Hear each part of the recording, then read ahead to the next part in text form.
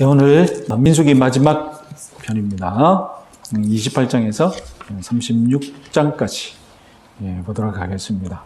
자, 내용상 우리는 민수기 20장에서 38년간의 광야 생활을 끝냈을 때 사실상 유대 민족은 세대 교체가 이루어져 있었죠. 38년간 광야 생활을 한 목적이 무엇입니까? 한 세대가 자연사하기를 기다린 것이죠. 불순종했던 그 세대가 가나안 땅에 들어가지 못하도록 자연사할 때까지 기다리신 것입니다. 그래서 이 40년이 이제 지났을 때 이미 이스라엘 무리는 출애굽 1세대는 다 죽었고 출애굽 2세대로 이루어진 새 세대, 신세대였습니다. 그래서 사실상 민수기 21장부터 이 출애굽 2세대가 겪는 이야기입니다. 그런데 민수기는 의도적으로 이 두 번의 인구조사를 중심으로 이야기를 흥미롭게 배치를 했습니다. 자, 이것은 민수기 21장에서 이미 이스라엘 백성들이 가나안 입구까지 와서 어떻게까지 왔는지를 나타낸 지도죠. 이게 이제 원래는 이 북쪽이 저쪽으로 가 있는 겁니다. 남쪽이 여기고, 그래서 우리가 지도를 더 크게 보기 위해서 이렇게 만들었습니다. 그래서 여리고 앞까지 지금 민수기 21장에서 와 있습니다. 자, 그런데 이 민수기는 이 재밌게도 인구조사를 기점으로 해서 반복되는 구조가 있습니다. 다음 표를 보겠습니다. 자, 지금 잘 안 보이시겠지만, 이것이 무엇이냐면, 반역적인 1세대가 겪는 이야기가 1장부터 25장까지 나오고, 이제 소망의 새 세대가 겪는 이야기가 26장부터 36장까지 그려지는데 12지파의 인구조사를 1장, 26장 아닙니까? 여기서 인구조사가 시작되면서 여기까지 미디안 족속과 전쟁을 하는 여기까지 지금 내용이 반복된다는 겁니다. 그래서 6월절 같은 경우에도 9장에 있고 28장에 있고 그리고 서울에 관한 율법도 6장에 있고 30장에 있고 지파의 대표 목록, 지파의 대표들 소개하는 것도 13장에 있고 34장에 있고 심지어 정탐하는 일화까지 이제 다 되어 있습니다. 그리고 이스라엘의 여정을 소개하는 것도 다 기록되어 있고 이렇게 왜 반복될까? 그러면 조작했나? 이런 생각이 들거든요. 그런데 가만히 생각해 보면 수천 년 전에 유목민들이 떠돌이 생활하면서 겪는 이야기입니다. 그러니까 1년이 지나도 2년이 지나도 10년이 지나도 계절이 바뀌면 늘 똑같은 이야기 반복하겠죠. 오늘날은 40년만 지나면 세대 차이가 엄청나지 않습니까? 40년이라면 그야말로 하늘과 땅 차이인데 수천 년 전이라면 100년이 지나도 200년이 지나도 아버지가 했던 일 아들이 그대로 하고 그죠? 아들이 했던 일 그 손자가 그대로 합니다. 그래서 지금 이렇게 똑같은 일을 겪는다고 이 이야기가 조작되었다라기보다는 똑같은 생활을 이들이 반복했다. 이렇게 받아들였으면 되겠습니다. 그러면 조정은 했겠죠. 이런 일화들을 배열하는 데 있어서는 조금 조정했겠죠. 그래서 보여주는 이야기는 무엇입니까? 새 세대는 자기 아버지가 걸었던 똑같은 환경 속에서도 똑같은 사건 속에서도 옛 세대와 달라야 한다. 아버지 세대와 달라야 한다. 다르다라는 것을 보여줍니다. 그러니까 아버지가 겪었던 사건들을 이들은 어떻게 겪는지, 새 세대는 어떻게 겪는지, 자기 아버지 세대가 전쟁했는데 그럼 이 새 세대는 어떻게 전쟁하는지 비교가 되게끔 지금 민수기는 보여준다는 것입니다. 다음 표를 보시면 그래서 출애굽 2세대가 겪는 이야기만 따로 우리가 조명을 해보면 민수기 26장에서 요단강 동쪽에 도착을 해서 인구 조사를 하게 되죠. 그리고 민수기 27장, 30장에서 정착을 위한 율법을 재정비합니다. 그리고 31장에서 정복 전초전 미디안과 전투를 하게 됩니다. 그리고 대승을 거두죠. 자기 아버지 세대들은 전투만 했다면 어떻게 됐습니까? 전투만 하면 실패했는데 이 아들 세대는 전투만 했다면 연전연승을 하죠. 예, 그래서 자기 아버지 세대는 비참하게 쫓겨가가지고 다 털렸는데, 예, 31장 내용 나중에 읽어보시면 어마어마하게 전리품을 거둬가지고, 그거 나눈다고 막 정신이 없는 거예요. 전리품을 나눠야 되니까. 그런 이야기까지, 아버지 세대에서는 볼 수 없었던 이야기까지, 예, 나옵니다. 그리고 32장에서 요단강 동쪽 땅을 이제 분배하게 되고, 그리고 33장에서는 여태까지 어떤 여정을 걸어왔는지 노정을 회고하는 내용이 나오고, 34장에서는 가나안 땅의 지파별 경계, 앞으로 이제 요단강을 앞두고 저기 여리고가 보이고 지금 이스라엘 백성들이 여기서 모여가지고 지금 우리가 저기 가면 하나님께서 너희들은 땅을 이렇게 나눠야 된다라고 지파별로 경계를 정해 주십니다. 그리고 35장에서는 레위 지파들이 머물 성과 그리고 도피성을 정해주고, 그리고 마지막에 36장 여인들의 이야기로 끝나게 됩니다. 오늘 우리는 이 이야기를 볼 것입니다. 자, 좀 더 자세히 간단하게 말씀드리면, 민수기 28장, 29장은 아까 율법에 관한 율법을 재정비한다고 했지 않습니까? 그런데 율법들 중에 특별히 이 제사, 유대인들이 지켜야 할 달력에 관하여서 쭉 정확하게 이렇게 나열을 해놨습니다. 그래서 매일 제사, 안식일 제사, 매월 초 제사, 그리고 유월절, 무교절 제사, 오순절, 나팔절, 속죄일 제사, 초막절 제사. 그리고 다음 표를 봅시다. 그리고 제사 드릴 때마다 무슨 예물을, 어떤 동물을 어떻게 바치라는 것까지 상세히 적어놨습니다. 그래서 매일 아침 저녁으로 어린 순양 한 마리씩 바치라는 것. 이것은 예수님 시대까지 계속 있었지 않습니까? 그래서 사도행전 앞부분을 보시면 초대교회 성도들이 성령 받아놓고 그 성전에 올라가서 기도 드리러 가거든요. 바로 이 시간 맞춰서 성전의 기도 시간이 바로 아침 저녁 어린 순양을 바치는 그 희생제사 시간에 기도 시간이거든요. 그 대제사장이 나와서 또 사제 전언도 하고, 그리고 세리와 바리새인이 그 성전에 가서 기도 드린 그 있지 않습니까? 그것도 여기 저녁 제사의 시간에 맞춰서 성전에 올라가서 드린 기도입니다. 그래서 아침 저녁으로 어린 순양을 한 마리씩 바치라고, 안식일 제사 때는 어린 순양 2마리, 그리고 매월 초제사에서는 황소 2마리, 순양 1마리, 어린 순양 1마리 이렇게 쭉 이렇게 되고, 특별한 것은 초막절 제사입니다. 이렇게 되어 있는데 압도적으로 많은 양을 드려야 합니다. 그래서 초막절 제사는 전체 바쳐야 할 황소의 60% 다 바치고, 그리고 순양은 40%, 염소는 36%. 제 개인적으로는 6월절이 제일 의미가 있지 않는가. 독립기념일 아닙니까? 6월절이. 제물 바치는 걸로 따지면 초막절이 가장 귀한 절기인 거예요. 제물 이렇게 많이 바치니까. 그러니까 여러분 1년에 이스라엘 백성들이 살림 계획을 세울 때 가장 신경 쓰이는 게 뭐겠습니까? 초막절 제사 이렇게 제물을 많이 준비해야 되는데 허투루 준비했다가 감당할 수가 없는 겁니다. 이 많은 제물을 이스라엘 백성들이 가나안 땅에 들어가서 자기들이 키워서 재배해서 바치게 되었던 것입니다. 자, 왜 이렇게 다시 앞부분을 봅시다. 다시 앞부분을 보시면 왜 이렇게 많은 제사 그리고 절기 이런 것들을 지금 이 이스라엘 새 세대들에게 이것을 주고 있느냐? 이스라엘 신세대들은 제2세대들은 출애굽 제2세대들은 이제 가나안에 들어가면 어떻게 됩니까? 가나안에 들어가면 자기가 분배받은 땅으로 흩어지죠. 자기가 분배받은 땅으로 가나안 각 지역으로 다 12지파가 지파별로 다 흩어지게 됩니다.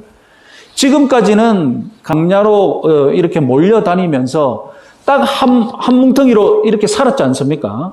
동시간대로 살았습니다. 그런데 이제 가나안으로 들어가면 흩어지게 되는데 이 흩어져 있는 12지파를 동시간으로 살게 만드는 방법은 무엇뿐입니까? 시간표, 달력을 똑같이 지키게 하는 겁니다. 그래서 매일 아침 어디에 있든지 어린 순양, 그리고 한 마리씩 저녁에 바치게 하고 안식일도 제사도 똑같이 드리고, 그러니까 똑같은 달력을 지키는 순간 모든 시간대가 어떻게 되는 거예요? 이스라엘에서는 이제 이들은 동시간대로 살아가게 되는 겁니다. 그래서 하나님께서 지금 가나안 들어가기 직전에 이 신세대들에게 너희들의 타임테이블을 다 맞춰라.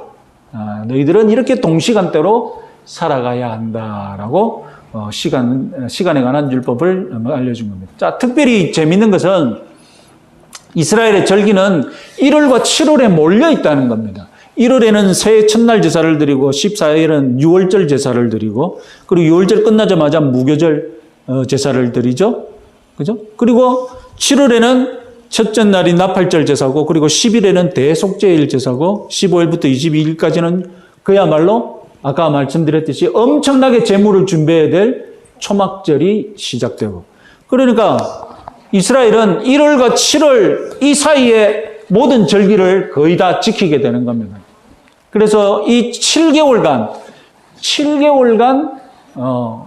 절기를 집중적으로 지키게 되고 그리고 1년으로 보면 6개월이죠. 그죠? 여기 한번 6개월 못 와서 제사. 그다음에 7월부터 다음 1월 올 때까지 그죠? 6개월 나눠서 또 이렇게 되고.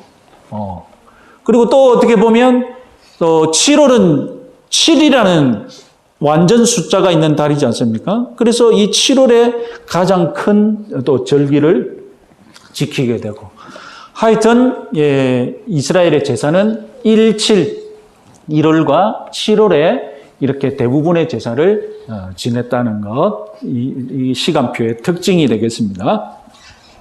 그리고 30장 이제 2차 다음 다른 표 보고요. 아니야. 계속 여기 놔두세요. 앞에 놔두세요. 30장 이 서원에 관한 것을 보면 미혼의 딸이 서원한 것을 아빠가 취소할 수 있고 그리고 아내가 서원한 것을 남편이 취소할 수 있는데 단 조건은 무엇이냐? 내가 이렇게 서원했습니다라는 것을 알게 된 그 당일날 취소를 하든지 아니면 그 당일날 취소 안 했으면 이 서원한 것을 인정한 것으로 그래서 아버지나 남편이 동의한 것으로 간주가 됩니다. 왜냐하면 서원을 하게 되면 하나님께 내가 이렇게 하겠습니다 하게 되면 가서 제사를 드릴 때 서원을 하게 되는데 제사는 누가 드립니까? 여자가 하는 것이 아니라 남자가 성전에 들어가서 남자가 하는 거거든요. 그러니까 서원을 해도 그 서원을 누가 같이 지켜줘야 됩니까? 그 집에 아버지나 남편이 같이 지켜줘야 되거든요.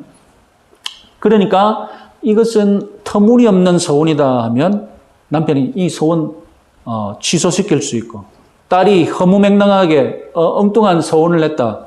아버지가 가만히 들어보니까 이건 우리 집안에서는 감당할 수 없는 서원이다. 그러면 아버지가 그날 취소할 수 있고 그날 취소 안 하면 어떻게 됩니까? 아버지도 딸의 서원을 이룰 수 있도록 도와줘야 됩니다. 여러분 그러니까 오늘날 우리 신앙생활에 적용하면 뭐가 되겠습니까? 오늘날 우리 신앙생활에 적용하면 이건 어떤 것을 말하겠습니까? 헌금 액수를 정할 때 남편 몰래 아내가 마음대로 정하면 안 되고, 우리 이렇게 헌금합니다.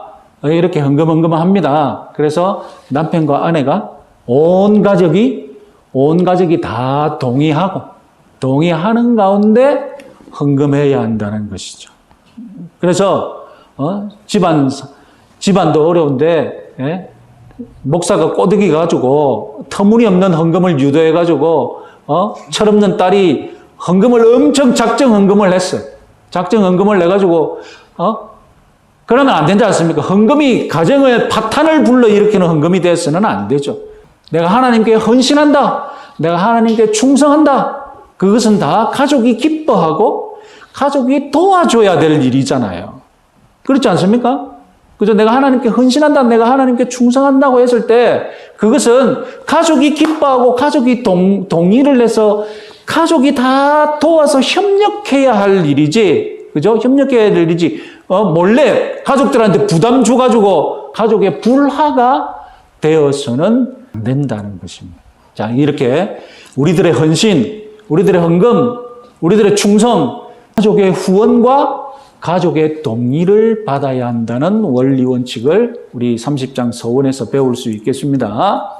자, 그리고 31장 미디안과의 전쟁, 승리를 하게 되는 이야기를 읽으실 건데, 그래서 신세대는 전쟁을 하면 어떻게 된다고요? 신세대는 전쟁을 하면 계속 이깁니다. 계속 이깁니다. 9세대는 전쟁을 하면 졌는데 신세대는 계속 이깁니다. 그래서 엄청난 전리품을 거둬서 그걸 나누기 바쁘고, 그리고 그걸 또 어떻게 또 주기를 바쁘는 이런 이야기가 나오게 됩니다. 32장 요단강 동쪽 땅 분배, 다음 표를 보겠습니다. 자, 표를 보시면 이스라엘이 아까 그 경로를 보시면 요단강 동쪽을 이렇게 지나가면서 이미 요단강 동쪽 지방을 땅에 많이 이 족속들을 점령해서 이겼습니다. 아까 신세대는 무조건 이긴다고 했지 않습니까? 가만히 있는데 와서 싸워서 시비를 거는 것도 있었거든요. 또 와서 싸워서 시비 걸 때 또 이기고, 그랬기 때문에 요단강 동쪽 땅이 동쪽 지방에 이미 많은 땅을 확보해 놨습니다. 그럼 이 땅을 어떻게 할 것이냐?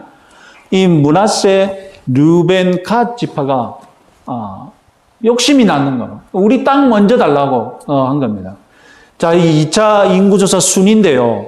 예, 보시면 이 순으로 인구조사 증가율이 나와 있습니다. 므낫세는 64% 증가했는데, 그래도 몇입니까? 6위밖에 안 되죠. 그죠? 그리고 르벤과 갓 지파는 거의 꼴찌에 가까운 이런 순입니다. 그러니까 므낫세가 우리가 인구가 늘어나서 땅이 필요하다, 이렇게 대의명분을 내세워도 유다 지파가 그렇게 따지면 유다 지파나 다른 지파가 땅을 가져야 되죠. 그러니까 그 의도가 불순하다는 거죠. 그죠? 땅 먼저 차지하고 땅을 먼저 차지해서 조금 편하게 살겠다는 그런 나쁜 그런 꼬롬한 생각으로 지금 땅을 먼저 달라고 했던 거죠. 그래서 모세가 약속하라죠. 너희들 땅 가져도 다 똑같이 충성하고 똑같이 헌신하고 똑같이 전쟁해야 된다. 그래서 땅 가졌다고 빠지면 안 된다. 그래서 다짐 받고 그렇게 해서 땅을 나누게 됩니다.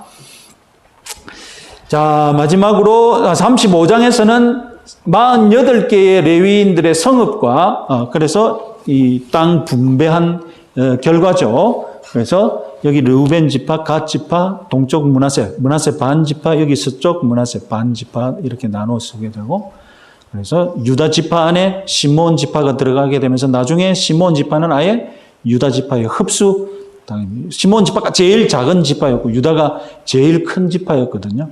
예, 그리고 이렇게 지파별로 다 나뉘게 됩니다.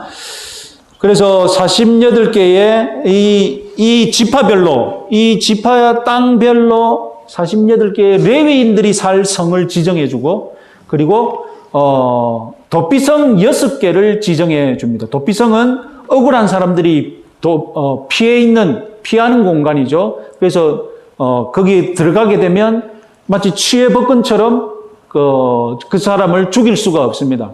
그 사람을 정당하게 재판받을 수 있도록 해야 되는데 6개 만들어야 됩니다. 왜 6개 만들어야 되겠습니까? 여기 보십시오. 이 도피성 하나 만들어서 무슨 일 벌어질는지. 도피성 하나 만들면 거기 있는 지파가 제일 유리할 거잖아요. 만약에 유다 지파 여기 하나 만들었으면 도피성 제일 많이 쉽게 이용할 수 있는 지파는 누굽니까? 유다 지파만 유리하잖아요. 그러니까 전국에 어떻게 6개를 만들어서, 그죠? 누구에게도 불리함이 없이 가장 자기에게 가까이 있는 도피성으로 도망가서 피신하면 되도록 6개 만드신 것입니다. 그리고 36장의 마지막으로 에피소드가 또 재밌는 것이 여자 이야기가 나오는데요. 인구 조사를 냈더니 자기 집안에 남자는 다 죽고 딸 5만 있는 집안이 나온 거예요. 이제 땅을 나눠줘야 되는데 그 땅을 나눠줬다 치자? 그러면 이 딸들이 땅을 들고 다른 지파에게 시집 가버리면 땅이 어떻게 되냐는 거예요. 이 딸들은, 딸 5명은 므낫세 지파인데 이 딸 5이 다른 지파에 가가지고 땅도 가져가면 므낫세 지파의 땅이 그만큼 줄어드는 것이 아니냐. 이렇게 문제가 제기가 된 거죠.